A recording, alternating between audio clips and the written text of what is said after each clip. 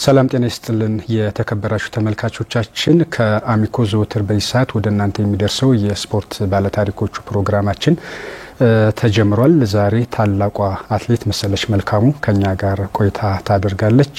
መሰለች መልካሙ ለ18 ዓመታት ያህል ሩጫን በትልቅ ደረጃ የዓለም አቋራጭ በውጤት ውስጥ ሆና መዝለቅ የቻለች የዛሬ አትሌቶች ጭምር ምሳሌ የምትሆን ታላቅ አትሌት ናት። በአገር አቋራጭ ውድድሮች በትራክ በቤት ውስጥ እንዲሁም በጎዳና ውድድሮች ላይ በርካታ ዓለም አቀፍ ውድድሮችን ማሸነፍ የቻለች አትሌት ናት። ሩጫን ደግሞ ካቆመች በኋላ በኢትዮጵያ አትሌቲክስ ፌዴሬሽን ስራ አስፈጻሚ በመሆን ያለፉትን አመታት ሰርታለች። በርካታ ውድድሮችን በመምራትም ሀገራችን በውጤት እንድትመለስ ማድረግ ችላለች። በሩጫ ህይወቷም በአመራርነትም የአትሌቲክስ ህይወቷ ምን ይመስላል፣ ቀጣይስ ምን ሀሳቦች አሏት የሚሉትን ጉዳዮች እያነሳን የጋራ ቆይታ የምናደርግ ይሆናል። ተመልካቾቻችን አብራችሁ እንድትቆዩ ነው በአክብሮት የምንጋብዘው። ባዘው መኮንን ከመላው የስቱዲዮ ባለሙያዎች ጋር በመሆን ፕሮግራሙን ወደ እናንተ አደርሳለሁ። በድጋሚ አብራችሁን ቆዩ። መሰለች እንግዳችን ስለሆነች ስቱዲዮአችን ስለተገኘች በጣም እናመሰግናለን። እንኳን ደህና መጣሽ ብለናል። እኔም አክብራችሁ ስለጠራችሁኝ በጣም እናመሰግናለን። ለፕሮግራማችን መግቢያ እንዲሆን እንግዲህ የባለፉትን አመታት በኢትዮጵያ አትሌቲክስ ፌዴሬሽን ስራ አስፈጻሚ ነበርሽ። በርካታ ስራዎች ነበሩ። ከቅርብ ወራት ወዲህ ደግሞ ከዛ ወጥተሻል። እንደው አሁን ያለሽበት ሁኔታ በተለይ ራስን ለማዳመጥም ጊዜ ያገኘሽ ይመስለኛልና እንዴት እያለፈ ነው? ከስፖርቱ አራኩም በሌላ መንገድ ቢሆን የኢትዮ ኤሌክትሪክ ስፖርት ክለብ የቡድን መሪ ስለሆንኩኝ እንደውም የበለጠ ከአትሌቶች ጋር በቅርበት መገናኝበትና እንዲሁም እኔ ራሴ ከልጆች ጋር የተወሰነ ትሬኒንጎችን አብሬ የመስራት እድሉን አግኝቼ ያው ስሜቱ ስለማይለቅ የስፖርቱ ሱስ ስላለ እኔም ከመመራቸው ከአትሌቶች ጋር አብሬ በመሆን ስፖርትን እየሰራሁ ነው። አትሌቶችንም በዛው እየመራሁ ነው ያለሁት። በእርግጥ ያው ከኢትዮጵያ አትሌቲክስ ፌዴሬሽን ከስራ አስፈጻሚነት ተነስተናል። ያው የምርጫችን ጊዜ ስላለቀ ተነስተናል። ግን ቢሆንም ያው ከስፖርቱ አራኩም ያው በኋላ ላይ እናነሳለን። በኢትዮጵያ አትሌቲክስ ፌዴሬሽን አመራርነት የነበረሽን ጊዜ ተጨማሪ ነገሮች እናነሳለን። መሲ ያው ወደ ኋላ እንመለስና እንግዲህ አንቺ ተወልደሽ ያደግሽው ደብረ ማርቆስ ነው። የአትሌቲክስ ጅማሮሽም ከዛ ነው የሚጀምረውና እንግዲህ በእናንተ ዘመን መሮጥ በራሱ ትንሽ ፈተናዎች አሉት። እንደዛሬው በርካታ ነገሮች የተመቻቹ አይደሉም። ከቤተሰብ ጫናዎች ይኖራሉና እንደው ምን ይመስል ነበር የአትሌቲክስ ህይወትሽ? የልጅነት ጊዜሽን በምን መልኩ ነበር ያሳለፍሽ? በጣም ደስ የሚል ነበር። ማለት ያው ሩጫ ፍላጎቱ ፍቅሩ ስለነበረኝ ምንም ጫና ቢኖርብም ምንም አይመስልም። አንደኛ ልጅነቱም አለ፣ ሁለተኛ ፍላጎቱም ስላለ በዛ ሰዓት እንደውም ለኔ ጨዋታ እንደ ቀልድ እንደ መዝናኛ አድርጌ ነበር መቆጥረውና በጣም ፍላጎቱ ስለነበረኝ የፈለገው ጫና ቢኖርብኝም ግን ያንን እንትን ሳልል ወደ ስፖርቱ ጠልቄ እንድገባ አድርጎኛል። ያው እንደውም ወላጅ አባትሽ ሞር ወደ ውጤት ከመምጣትሽ በፊት ሩጫው ላይ የመከልከሉ አይነት ነገር ነበርና እንደው ስለሱ እናንሳ። ፋዘር ሯጭ ነበርና በኢትዮጵያን አትሌቲክስ ወክሎ ኢትዮጵያን ወክሎ አገሩን ለማስጠራት ታቦሮ የምትባል ከተማ እስራኤል ሀገር በኢትዮጵያ አቆጣጠር በ64 ዓመተ ምህረት የ21 ኪሎ ሜትር ሶስተኛ ወጥቶ ነበርና እሱ ስፖርተኛ ነበር። የነሱ ህይወት ከትምህርት ቤት ነው ስፖርተኛ ሆኖ ተመርጦ ሄደና ትምህርቱን አልጨረሰም። በስፖርቱም ብዙ አልገፋበትምና ስፖርቱን ወደዛ እንድንገፋ አይፈልግም። ምክንያቱም እንደኔ ሆናችሁ ትቀራላችሁ እናንተ ትምህርታችሁን ተማሩ ብሎ ወደ ትምህርታችን ነው ትምህርት ውስጥ እንድንገባ ነው እንጂ ሩጫ ውስጥ በፍጹም እንድንገባ አይፈልግም። ያው በእነሱ ጊዜ ሽልማት የለውም፣ ብዙ ነገር የለውምና ያው ውጭ ደርሶ መምጣት ነው። ህይወት ብዙ አይቀይርም ነበር። ስለዚህ እናንተ ትምህርታችሁን ተማሩ፣ ትልቅ ደረጃ ትደርሳላችሁ። ስፖርቱን ጭራሽ አይወድም። ግን ከዛ በኋላ ልክ እኔ እየሮጥኩኝ ክልል እየወከልኩኝ ያሸነፍኩ ስመጣ በቃ ጥሩ ነው ሩጪ እኔንም ታስጠሪያለሽ ቀጥይበት በዛው አለኝ። በርግጥ ውጤቴን ካየ በኋላ እና የኔም ፍላጎት በቃ እኔም ጨክኛ ወደ ስፖርቱ ስለገባው በቃ ከዛ በኋላ በቃ አንቺ ሩጭና እኔም ታስጠሪያለሽ። ደስተኛ አድርገሻቸዋል። እሳቸውም ብቻ ሳይሆን አጠቃላይ የኢትዮጵያ ሕዝብን በነበረሽ የአትሌቲክስ ህይወት ባስመዘገብሽው ውጤት ያው ሁሉም የሚኮራብሽ ነው። እንግዲህ በልጅነትሽ ነው ማለት ይቻላል ከደብረ ማርቆስም የወጣሽውና በእርግጥ ከዛ በፊት አማራ ክልልም በመወከል የተሳተፍሽባቸው ሀገር አቀፍ ውድድሮች ነበሩ። ከደብረ ማርቆስ የወጣሽበትን አጋጣሚ ወደ ኢትዮ ኤሌክትሪክ ክለብ እንድትገቢ ያበቃሽን አጋጣሚ ታስታውሻለሽ? ምን ይመስል ነበረ? አያይዘንም ይሄ የክፍለ ሀገርሽ ሆኖ ያውም በዛ ጊዜ ከቤተሰብ ተነጥሎ ወደ አዲስ አበባ መምጣት ፈተናዎች ይኖሩታልና ወደ ሩጫ ውስጥ እንድገባ ያደረገኝ አንድ እኛ ሰፈራችን ውስጥ የሚሮጥ አትሌት ነበርና አጋጣሚ የኔ ጓደኛ አንዷ በጣም ወፍራም ናት፣ አንዷ ደግሞ ቀጭን ናት፣ እኔም ቀጭን ነኝና ያው የልጅነት ጨዋታ ይሄ መገራት መገለባበጥ ምናምን ጧት እየተነሳን ልጅቷ እንድትከሳ ነው ጓደኛችን እንድትከሳ፣ እኛ ደግሞ የተስተካከለ አቋም እንዲኖረን እና ዛፎች ምናምን አሉና እነሱን ይዘን እንደዚህ መገራት ነገር ወደ ኋላ እና እንደዚህ ስፖርት መስራት መገልበጥ ምናምን ነው የምንሰራ ነበርና ልጁ አጋጣሚ ወደኛ መጣና አንቺ ግን ብትሮጭ በጣም ጥሩ አቋም አለሽ ምናምን አለኝ።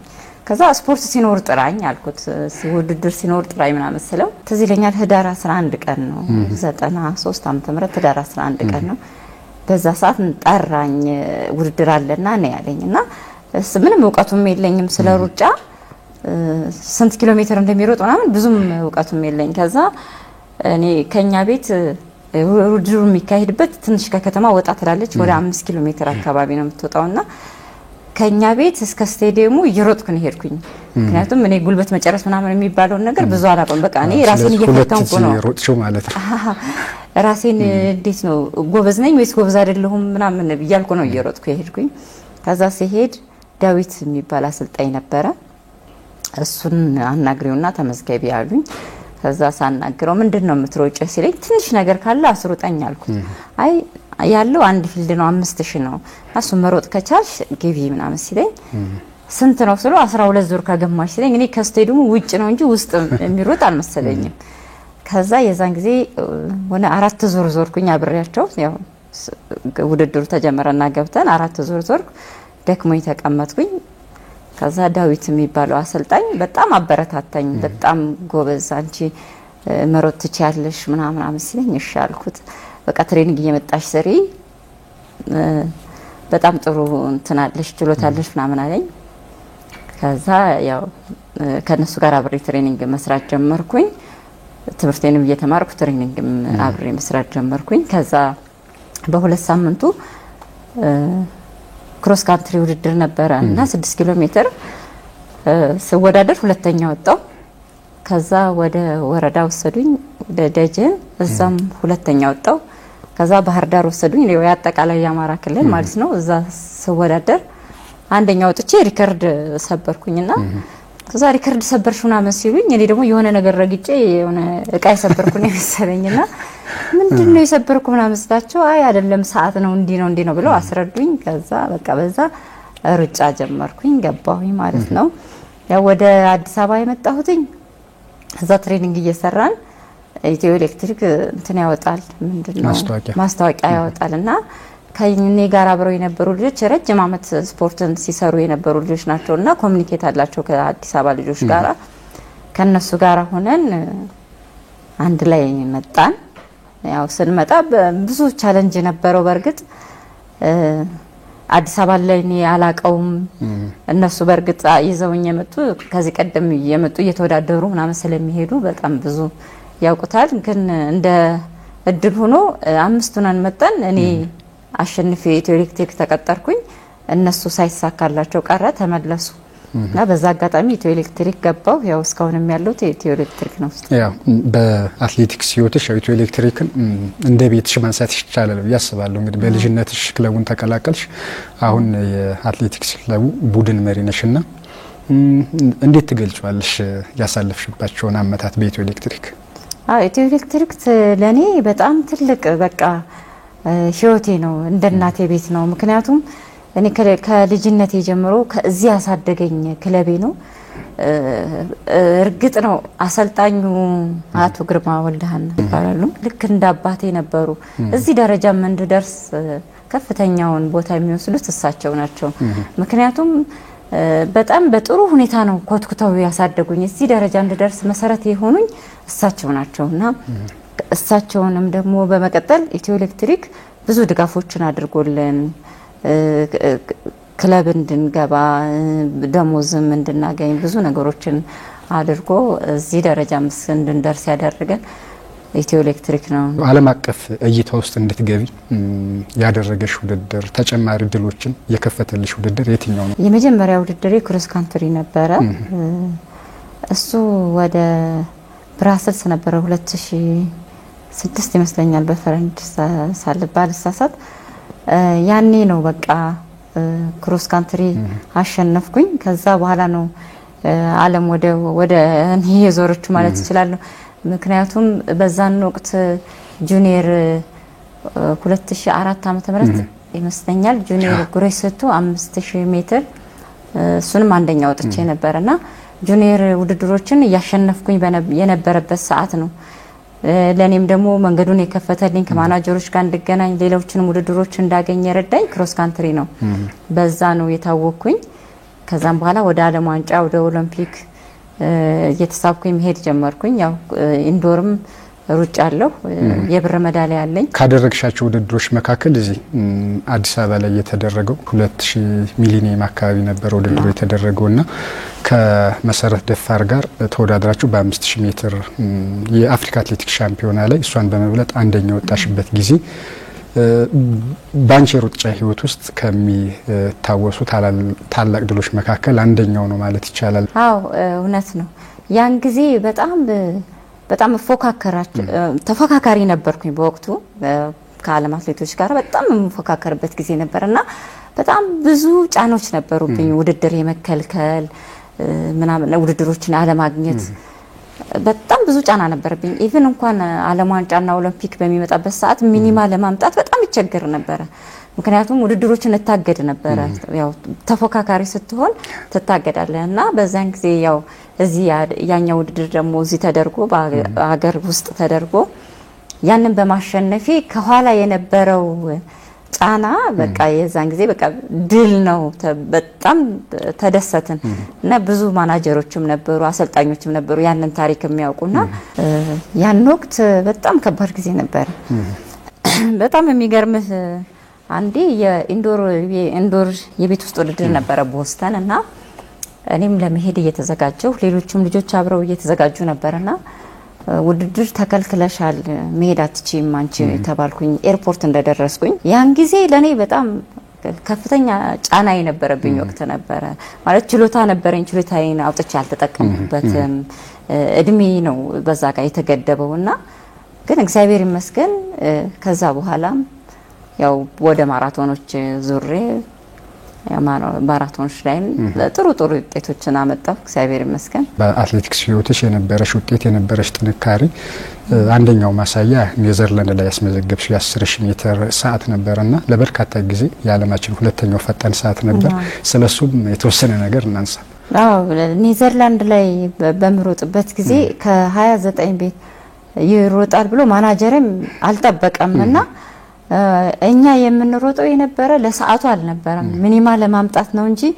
ከ29 ገብተን ሪከርድ እንሰብራለን ብለን አላሰብንም እና የሚገርም 6 ሯጮች ብንሆን ነው ከኢትዮጵያ 3 ማስተዋወሳቸው አንድ ውዴና ብዙነሽ የሚባሉ ነበሩ እና ከኬንያዎቹ ደግሞ የተወሰነ ነበርና ኢቭን እንትን ሁሉ አላዘጋጁልኝም ፔስ ሜከር ሁሉ አላዘጋጁልኝም ገና ከ3 ዙር ጀምሬ እኔ ነኝ መርጬ ጨረስኩት ያኔ ፔስ ሜከር ቢኖር ከዛ የተሻለ ሰዓትም ይመጣ ነበር እኛ ለዓለም ዋንጫ ለመሄድ ሚኒማ ለማምጣት 2009 ላይ የሚደረግ ዓለም ዋንጫ ለሱ ሰዓት ለማምጣት ነበር የምንሄደውና ከ29 ሩጬ ሪከርድ የአፍሪካ ሪከርድ ነው ጥሩነሽ ድባባ ነበርሽ ደግሞ የሪከርዱ ባለቤትና ከታላቁ አትሌት ስለወሰድሽው የተለየ ስሜትም ይፈጥራል ብዬ አስባለሁ አዎ እኔ በጣም ነው ደስ ያለኝ እንደውም የቻይናዋ አልተሰረዘም እንጂ ኦልሞስት በዶፒንግ ነው የተያዘው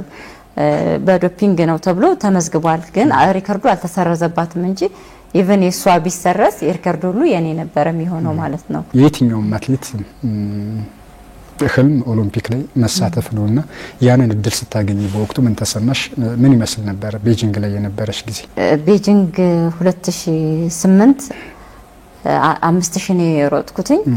5000 በጣም ጥሩ ላይ ነበርኩኝ። ጥሩ ሰርቼ ጥሩ ተዘጋጅቼ እያለ ያው ትንሽ ሙቀት ስለነበረ ቤጂንግ ያመቋቋም ትንሽ አቃተኝና ትንሽ ማሸነፍ አልቻልኩም። ግን 6ኛ ነው የወጣሁት። ያው ሜዳሊያውን ጥሩነሽ ነች የወሰደችው። ኦሎምፒክ የመጀመሪያ ነው። ከዛ በኋላም አልተሳለፍኩም። ያው ከዚህ ከኦሎምፒክና ዓለም ሻምፒዮና ጋር በተያያዘ በአትሌቲክስ ህይወትሽ የጎደለኝ የምትይው ነገር አለ ከኦሎምፒክና ከዓለም ሻምፒዮና ጋር በተያያዘ?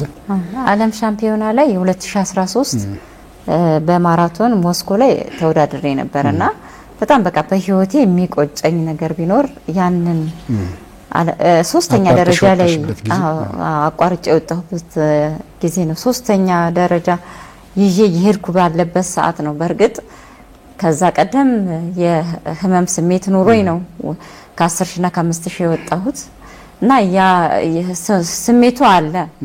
የስፓይክ ግሬን ስለሚቀጠቅጠኝ የማራቶን ደግሞ ጫማው ትንሽ ይመቻል ከስፓይኩ እና በዛ ምክንያት ነበር ወደ ማራቶን የገባሁት። ነገር ግን በዛ ሰዓት በመሮጥበት ሰዓት ስሜቱ ነበረ፣ የግሬ ስሜት ነበረ እና ያንን ሳይሳካልኝ ቀረ፣ አቋርጬ ወጣሁ። ሌላው ደግሞ በኦሎምፒክና በዓለም ዋንጫ ወርቅ ያው ሁሉም አትሌት የሚሮጥ ወርቅ ለማምጣት ነው። ሁላችንም ለመሳተፍ አይደለም ማለት የዓለም ዋንጫ ወደ 4-5 ጊዜ ተሳትፌያለሁ። 4ኛ፣ 5ኛ፣ 4ኛ፣ 6ኛ ነው ብዙ ጊዜ የምወጣውና ግን ያም ሆኖ እኔ እግዚአብሔር ቢፈቅድ ወርቅ ባገኝ ወይ በዓለም ዋንጫ ወይም ደግሞ በኦሎምፒክ ወርቅ ባገኝ በጣም ደስተኛ ነበርኩ። ያው እንግዲህ ከ2012 ጀምሮ ደግሞ ወደ ጎዳና ውድድሮች በፈረንጆቹ ማለት ነው ከ2012 ጀምሮ ወደ ጎዳና ውድድሮች ያው ፊትሽን አዙረሽ በርካታ ድሎችን አስመዝግበሻል። ከነዚህ መካከል የመጀመሪያው ውድድርሽ የነበረው ፍራንክፈርት ማራቶን ነበርና ምን ይመስል ነበር እሱ? ፍራንክፈርት በጣም ደስ የሚል ውድድር ነበረ። ምክንያቱም ያው ከ5000 ከ10000 ላይ ስለመጣው ትንሽ ስፒድ ነበረኝና ወደ እስከ 35 ኪሎ ሜትር ድረስ በጣም ፍሪ ነበርኩኝ። ማለት አልደከመኝም። እንዴት ነው እንደውም አይሄዱም እንዴ እንደዚህ ነው የሚሮጡት እያልኩኝ ማናጀሬ በሳይክል ይከተለኝ ነበርና እንዴት ነው ልውጣ ልሂድ ምናምን ስለው አይሆንም የሚለኝ ነበር። ምክንያቱም አሁን ብትሄድ እሷ ትቀጠላለች ወይም ደግሞ ታቋርጣች ብሎ ፈርቶ ነው። እኔ ግን ውስጤ በጣም ስፒድ ስለነበረኝ ያው እንዴ በጣም ቀሳሉብኝና ማናጀሮች ደግሞ ከ35 በኋላ ይደክማቸዋል ብለው ስለሚያስቡ እንዳትሄዱ ከ35 በኋላ ነው ውጪ የተባልኩት። ከ35 በኋላ ወጣሁ፣ አሸነፍኩኝ እና እግዚአብሔር ይመስገን የመጀመሪያ ማራቶኔን በድልና በጥሩ ሰዓት ነው ያጠናቀቅኩት። ያው ያንዳንዱ ነገር ያው ማንሳት ስለማንችል በርካታ ውድድሮችን ነው በአገር አቋራጭ፣ በቤት ውስጥ፣ በትራክ፣ በጎዳና ውድድሮች ያደረግሽውና ሁሉንም ነካክተሻል። ለየትኛው ግን የተለየ ፍቅር አለሽ? ለክሮስ ካንትሪ በጣም የተለየ ፍቅር አለኝ። እኔ ድሮ ከማስታውሰው ውድድሮች ቻን ሜዳ በቃ እስከሚመጣና ውድድሩ እስከሚደርስ ድረስ በጣም ናፍቀው ነበር። ያው የመጀመሪያ ድሌም ስለነበረ ነው። ግን ቢሆንም በጣም እሱን ወደዋለሁ። ክሮስ ካንትሪ በጣም ነው የምወደው። ኢቭን በአገር ውስጥም ከውጭም ደግሞ ክሮስ ካንትሪ ሲባል በጣም በቃ ብዙ ጊዜ የማሸንፈው ክሮስ ካንትሪ ስለነበረ ለክሮስ ካንትሪ የተለየ ፍቅር አለ። እንግዲህ ቀደም መግቢያችን ላይ ስናነሳው እንደነበረው መሲ ኦልሞስት ከ18 ዓመታት በላይ በውጤት በስኬት ብዙ ውድድሮችን በማሸነፍ ብቃትሽን አስጠብቀሽ ዘልቀሻልና ያንቺ በአትሌቲክስ ህይወትሽ እንደ ጥሩ ምሳሌ ሆኖ የሚነሳው ይህ ለበርካታ ዓመታት ውጤትን አስጠብቆ መዝለቅሽ ነውና ሙሉ ጊዜህን ለሩጫ ሰጠህ፣ ጠዋትም ማታም ትሬኒንግ ሰርተህ ኢቭን ማህበራዊ ህይወትህን ቀንሰህ ሙሉ ጊዜህን ለስፖርቱ ሰጠህ። ከሰራህ ረጅም ጊዜ ትዘልቃለህ። አመጋገብህን ከብዙ ነገሮችን አስተካክሎ ከጥሩ አሰልጣኝም ኑሮ እኛ እግዚአብሔር ይመስገን ጥሩ አሰልጣኞች ነበሩን። እነ ዶክተር ወልደመስቀል ኮስትሬ እነ ሜልማ በርታ እነ ሁሴን ሽቦ ብዙ ናቸው። አሁን መጥቀስ ባልችልም በዛ ወቅት ጥሩ አሰልጣኞች ነበሩ ለኛና የነሱም ውጤት ነው እዚህ ደረጃ እንድንደርስ ያደረጉን። የኛም ደግሞ ኮሚትድ ሆኖ ለስራው ትኩረት መስጠት። በእናንተ ጊዜ ብሔራዊ ቡድን ነበረ። ብሔራዊ ቡድን ሆነሽ በሚሰሪበት ጊዜ ደግሞ ቅድም ስማቸውን ተጠቅሳቸው የነበሩት በተለይ ዶክተር ወልደመስቀል ኮስትሬና ይልማ በርታ ከነሱ ጋር በተለያዩ አጋጣሚዎች ለበርካታ ጊዜ የመስራቱ እድል ነበርና እንደው ምን ይመስል ነበር ያ ጊዜ? አሁን ደግሞ በአትሌቲክስ ያው ብሔራዊ ቡድን የለም። ትኩረት ሰጥቶ ለአትሌቲክሱ አትሌቶችን በአንድ ላይ ሳይነጣጥሉ በአንድ ላይ ትሬኒንግ የሚያሰሩበት ለአገር ክብር የሚሆን ነገር መስራት ቢቻል የድሮን ውጤት መመለስ ይቻላል ነው የሚል። አሁንም ናሽናል ቲም ተቋቁሞ እንደ ድሮ አንድ ላይ ሰርተው ልጆች አንድ ላይ ወጣው አንድ ላይ ገብተው አንድ ላይ በሚሰራበት ሰዓት እኮ እርስ በርስ ያለው ፉክክር ሰውን ይቀይራል፣ አትሌቶችን ይቀይራልና ያንን ስራ ቢሰራ የድሮ ውጤት ይመለሳል። አሁን ልጆቹ ተበታትነው ነው የሚሰሩት። 3-4 አትሌት ባንድ አሰልጣኝ 3-4 አትሌት ባንድ አሰልጣኝ የተለያየ አሰልጣኝ ነው የሚያሰራቸው። አንድ አሰልጣኝ አይደለም የሚያሰራቸው፣ የተለያየ ቡድን ነው የሚመስለው። በዚህ የተጠቀሙ ኬንያዎቹ በጣም ተጠቅመዋል። ኢቨን እስካሁን ድረስ ረጅም አመት ካምፕ ውስጥ ነው የሚሰለጥኑት፣ አንድ ላይ ነው የሚሰለጥኑት። ውጤታቸውም በጣም የተሻለ ነው፣ አሁን ከኛ የተሻለ ነው እየሆነ ያለውና እኔ አሁን ይሄ የተነጣጠለው ነገር ቢቀርና ሁሉም በአንድ ታቅፎ በአንድ ላይ የሚሰራበት መንገድ ቢፈለግ እንደ ድሮ ፍቅር ይመጣል፣ እንደ ድሮ ውጤት ይመጣል። ያ ነገር አሁንም ትኩረት ተሰጥቶት ቢታይ ጥሩ ነው። እንደው ጠቅለል ሲል በአትሌቲክስ ህይወትሽ ከሩጫው ጋር በተያያዘ የምትፈልጊውን ህልምሽን ኑረሻል? እንደዛ አላስብም። ያው ችሎታ እንዳለኝ አውቃለሁ፣ ግን በችሎታዬ አልተጠቀምኩም ብዬ ነው የማስበው። እንደ እግዚአብሔር እንደሰጠኝ ችሎታ አልተጠቀምኩም። ማሸነፍ የሚገባኝ ብዙ ውድድሮችን ሚስ አድርጌያለሁኝ። ብቻ እግዚአብሔር ይመስገን። ግን ያም ቢሆን ብዙ ወድቄያለሁም ብዬ አልልም፣ ግን ደግሞ ብዙ ተጠቅሜያለሁ ብዬ አላስብም። በእርግጥ እኔ እስከማቆም ድረስ እያሸነፍኩ ነው። መጨረሻ ውድድሬ አምስተርዳም ነበረ።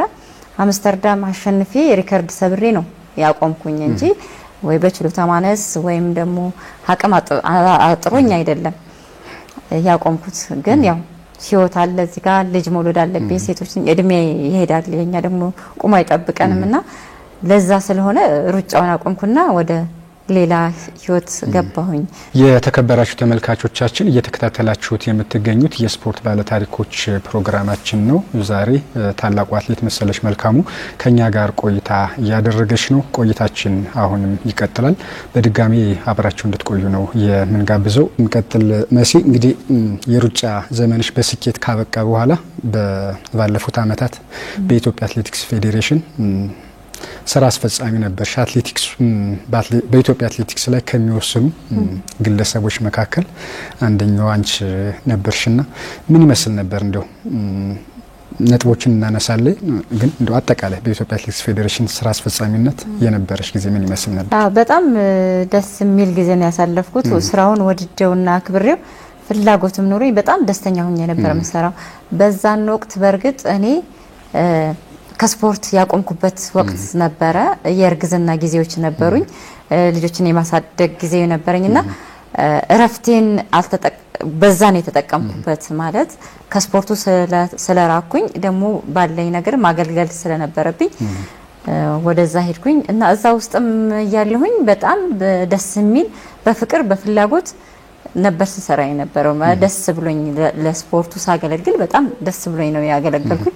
እግዚአብሔር ይመስገን። እኔ በመራሁበት ውጤቶች ደግሞ አትሌቶችን ይዤ በመመራበት ጊዜ ጥሩ ውጤቶች ነበሩ የተመዘገቡት። ከዓለም ሁለተኛ ከዓለም ሶስተኛ የወጣንበት ውድድሮች ነው። ያው ጁኒየር ካሊና እናነሳቸዋለን ይዤ ሄድኩኝ እና በጣም ደስተኛ ሆኜ ከልጆች ጋር አበረታትቼ ያበረታታናቸው ብዙ ነገሮችን እያደረግን ደስ በሚል ሁኔታ ነው ያሳለፍኩት። ያው ይሄ ስፖርቱ አትሌቲክሱ በሩጫው ባለፉ ዋጋ በከፈሉ አትሌቶች መመራት አለበት ፌዴሬሽኑ በሚል ያው ለአመታት ጥያቄዎች ሲነሱ ነበረ። በእናንተ ጊዜ ጨምሮ አሁንም ያው ፌዴሬሽኑ በአትሌቶች ነው የሚመራው። እንግዲህ ባንቺ ጊዜ ፕሬዝዳንቱ አትሌት ረዳት ኮሚሽነር ደራርቱ ቱሉ ነበረች፣ ምክትሉ ገዛኸኝ አበራ ነበር። አንቺ አለሽና ይሄ የምታውቁትን ስፖርት ነው ስትመሩ የነበረው። እንዴ ምን ይመስል ነበር የነበረሽ ግንኙነት? የምንፈልገውንስ አድርገናል ብለሽ ታስቢያለሽ? እንደው በቆይታችሁ በተለይ እነዚህ በአትሌቶች ምርጫ ዙሪያ ላይ ተሳትፎ ነበረን፣ ሙሉ ተሳትፎ የነበረን። ያው በርግጥ በሁሉም ሙሉ ተሳትፎ አለን፣ ግን ደግሞ ያው እውቀቱም የሚኖረን በአትሌቲክሱ ነው። አትሌት ስለሆንክ ያው በአትሌቲክሱ ብዙ እውቀት ይኖርሃልና በዛ ላይ በምርጫ ዙሪያ ላይ በደንብ እንወያይ ነበረ፣ እንነጋገር ነበረ። በጣም ያስተካከልናቸው ስራዎች ነበሩ። ምንም በእኛ በኢትዮጵያ አትሌቲክስ በሻምፒዮኖች ላይ በተደረጉ ሻምፒዮኖች ላይ ሙሉ ጊዜያችንን ሰጠን፣ ትኩረት ሰጠን። የአትሌቶችን ምርጫ በደንብ አካሂደናል። ያው በኦሎምፒክ ላይ በተፈጠረው ውጪ ማለት ነው። በእኛ በዓለም ሻምፒዮና ላይ ግን ምንም ቅሬታም አልነበረም። ደግሞ ጥሩ ውጤትም ነበረ።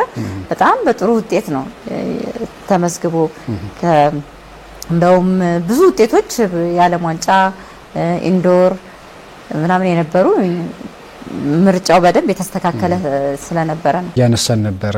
አትሌቲክስ ፌዴሬሽን ላይ ስለነበረሽ የአመራርነት ጊዜ እንግዲህ ባለፉት አመታት 3 ኦሎምፒኮች ላይ እንደ ሀገር የተመዘገበው ውጤት ይሄ ሀገርና ህዝቡ የሚጠብቀው ልክ አልነበረምና ያ ነገር ደግሞ እንዲሆን ምክንያት ከሆኑ ጉዳዮች መካከል በየ4 አመቱ ያው ግልጽ ስለሆነ ስለሚታወቅ በአትሌቲክስ ፌዴሬሽንና ኦሎምፒክ ኮሚቴ መካከል የሚፈጠሩ አለመግባባቶች፣ ውዝግቦች ውጤቱ ላይ ቀጥተኛ ተጽዕኖ እንዳሳደሩ ይገለጻልና ስለምታውቂው ስላለፍሽበት እዚህ ላይ እንደው ምን ሀሳብ አለሽ?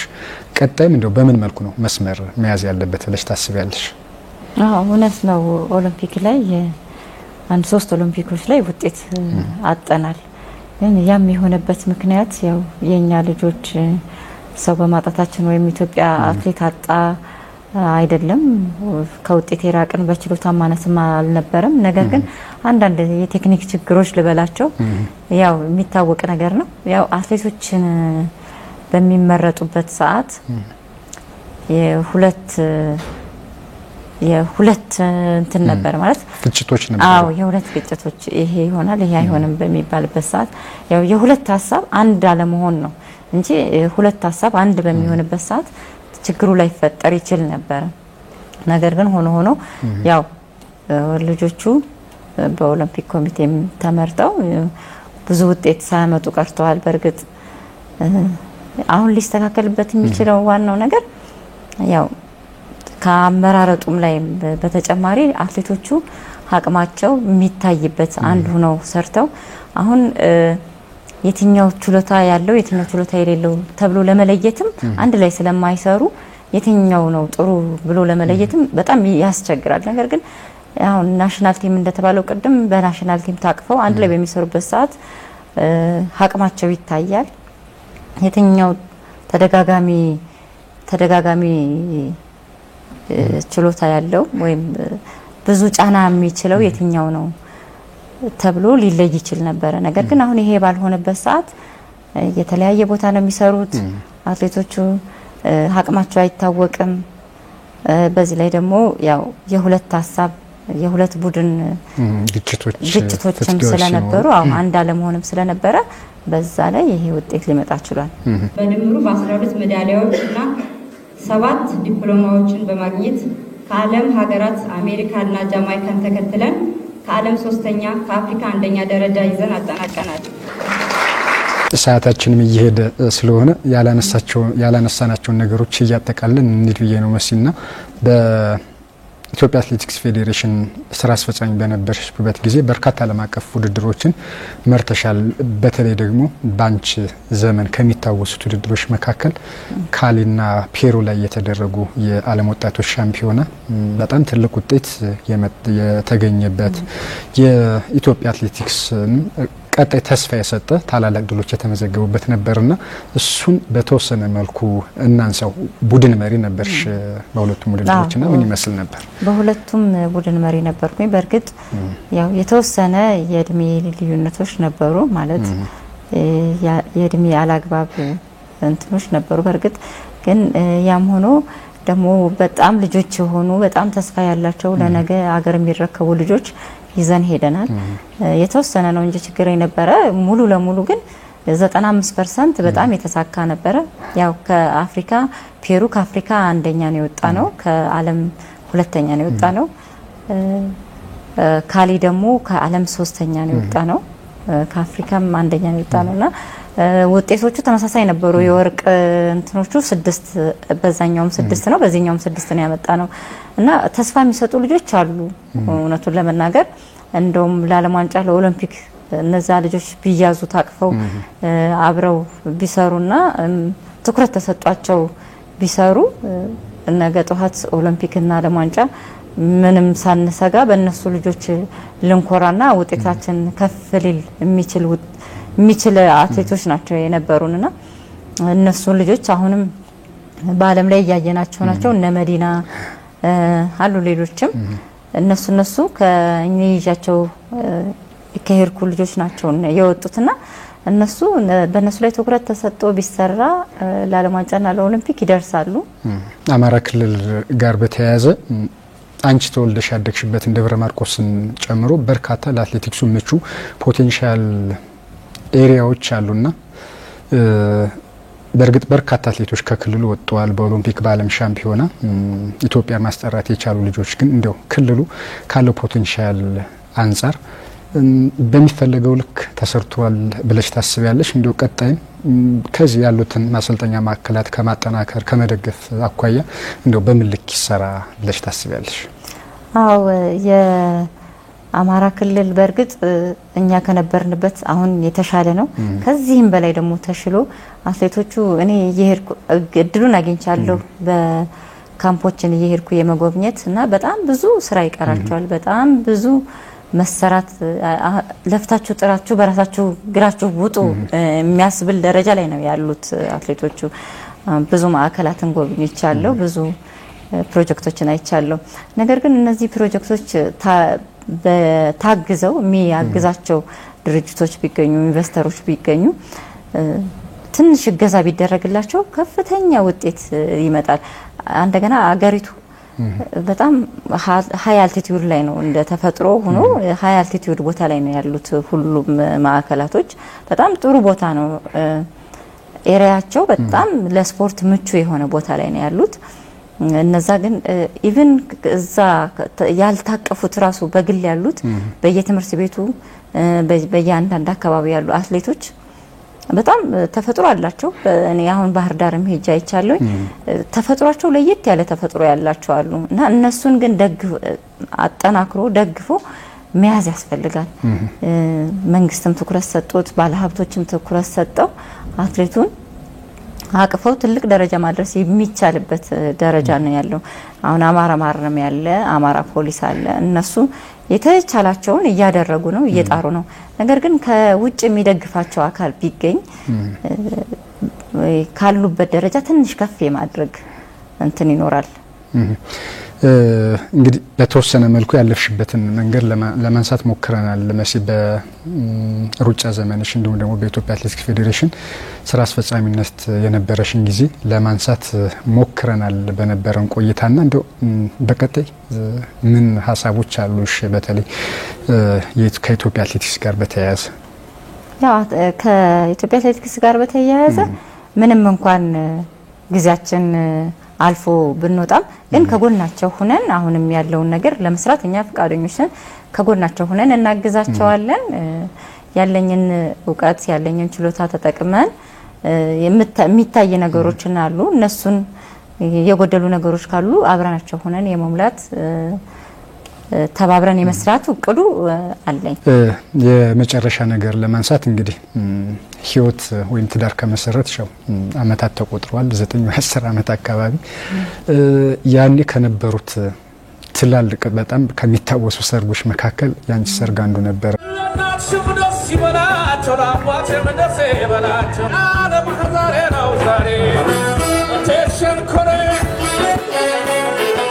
ቪዲዮንም በደንብ እያየው ነበር። ታላላቅ አትሌቶች የተገኙበት ድምቅ ያለ ሰርግ ነበርና ስለሱ ማንሳት አለብን እያስባለሁ። ምን ይመስል ነበር? አዎ እግዚአብሔር ይመስገን በጣም ጥሩ ሰርግ ነበር። ድምቅ ያለ ሰርግ ነበር። በርግጥ እኔ ብዙ አልተዘጋጀውም። የ3 ወር ነው ፕላኑ የነበረ። እንደውም በ3 ወር ጊዜ ውስጥ ነው ያ ነገር ታቅዶ ለዛ ደረጃ የደረሰው። ግን እግዚአብሔር ይመስገን በጣም የደመቀ በጣም ጥሩ ሰርግ ነበረ። እንግዶቼም አንድም የቀረብኝ ሰው የለም። ከአትሌቶቹም በጣም ትልልቅ አትሌቶች መጥተዋል። እነሱን ሳላመሰግን አላልፍም። ማን ነበር? ምናልባት ዳነ ገብረ እግዚአብሔር እነ ስለሺ ስህን እነ ቀነኒሳ በቀለ እነ ጥሩነሽ እነ መሰረት ሁሉም ነበሩ። እነ እጅጋየሁ ኢቭን እኔ አትሌቶች ነበሩ ለኔ ሚዜዎቼ። እጅጋየሁ አትሌቶች ናቸው በብዛት እጅጋየሁ መስታወት ቱፋና ኢየሩሳሌም ኩማ እነሱ አትሌቶች ናቸው የኔ ሚዜዎቼ ነበሩና ያው እነሱንም በጣም አመሰግናቸዋለሁ። በአትሌት የታጀበ ሰርግ ነው የነበረው።